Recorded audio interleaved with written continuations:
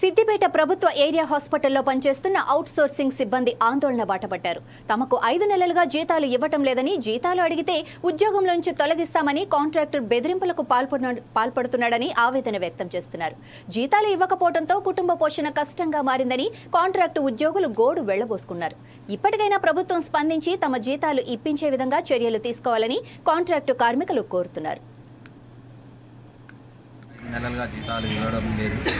ఎప్పుడు జీతాలు అడిగినా మరి పేరుపిస్తాం ఆపిస్తాం అని ఇదే చెప్తున్నారు.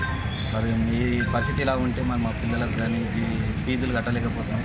ఇంట్లో కూడా ఆర్థికంగా ఇబ్బందిగా ఉంది. ఇంట్లో కూడా వెళ్ళలేని పరిస్థితులు కాబట్టి అందరం ధర్నా చేస్తున్నాం. వెంటనే జీతాలు ఇస్తే బాగుంటుందని అనుకుంటున్నాం. ఇబ్బంది ఉంది. రోజు 50 రూపాయలు కావాలి మాకు కిరాయి రాని పోనీకి. ఒక్క మనిషికి 50 అంటే పోనీకి 50, రానికి 50. 100 రూపాయలు కిరాయి పెట్టుకొని వస్తున్నాము. మాకు ఈ 5 నెలల జీతాలు రాకపోతే ఏడికెళ్ళి బతుకుతాం, ఎట్లా బతుకుతాం చెప్పు. 5 తారీఖు ఇస్తామని చెప్పి వాయిదా పెట్టి ఎన్నిసార్లు టైంలు పెట్టి 5 టైంలు పెట్టి 5 టైంలు వాళ్ళ ముచ్చటనే విన్నాం. మేము వాళ్ళ ముచ్చట విన్నాం కానీ ఇలా నిన్న పడతాయి జీతాలు అని చెప్పారు. పడలేదు. ఇలా పడకపోతే మేమే కూర్చుంటామన్నారు. వాళ్ళు ఎవ్వరు కూడా లేరు. సమాధానం చెప్పుకుంటే సోమవారం పడతాయి అని చెప్తారు.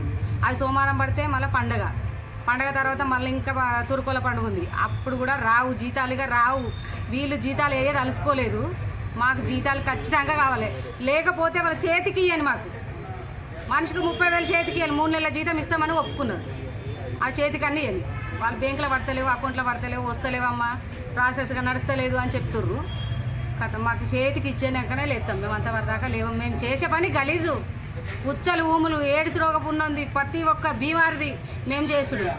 కానీ మాకు విలువ లేకుంటున్నది. ఇలా ఎంత పని చేసినా విలువ లేకుంటుంది. తిట్ల పడాలి, కొట్ల పడాలి. ఎంతమంది ఎన్ని మాటలు మాట్లాడుతారో అవన్నీ పడుకుంటానైనా చేస్తున్నాం మేము. మా కష్టం వృధా పోతుంది. మాకు ఇంత పేరు లేదు ఇలా.